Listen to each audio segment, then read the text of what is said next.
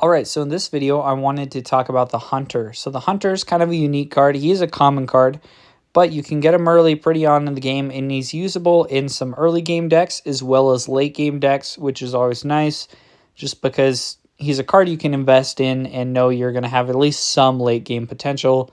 He is a damage card from the Forest faction.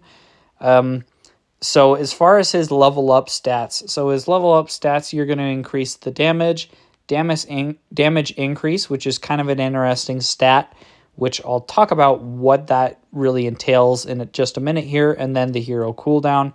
So running over to the stats page, this kind of reiterates a lot of that information.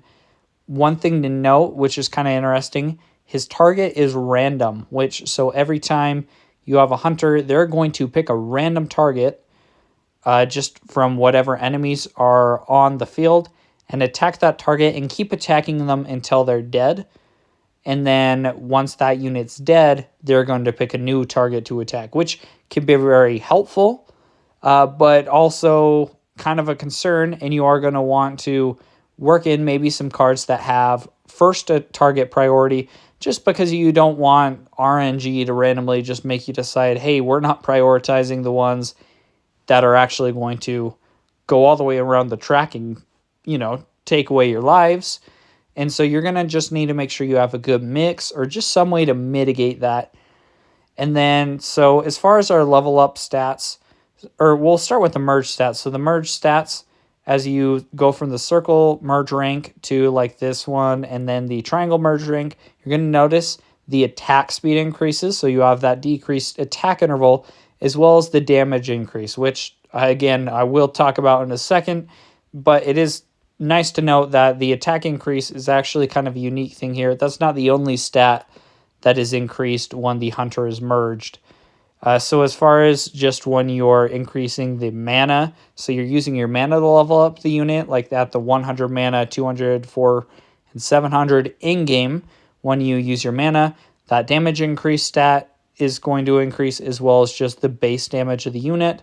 And then, as we talked about before, when you level up the card, you're going to just get those same stat increases there. So the Hunter does have talents, which I am going to talk about in a separate video, just because I want to kind of address the talents and some of the strategy you can use around those in just later and in detail. So keep posted for that. I'll probably post that next video in the next day or so.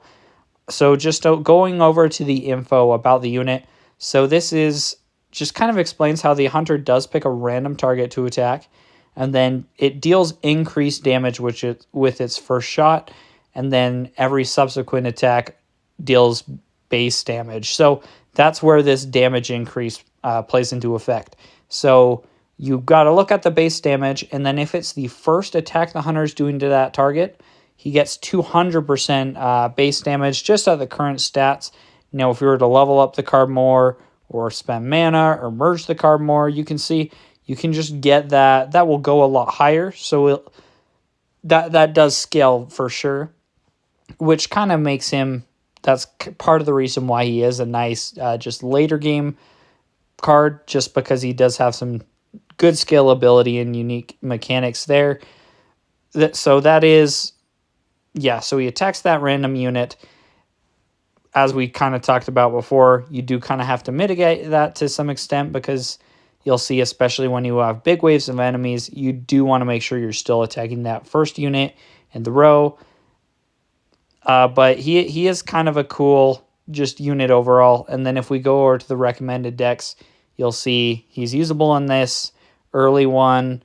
But then there are some like 4,000 trophy decks you can work him into as well. But thanks for watching. Let me know if you have any questions.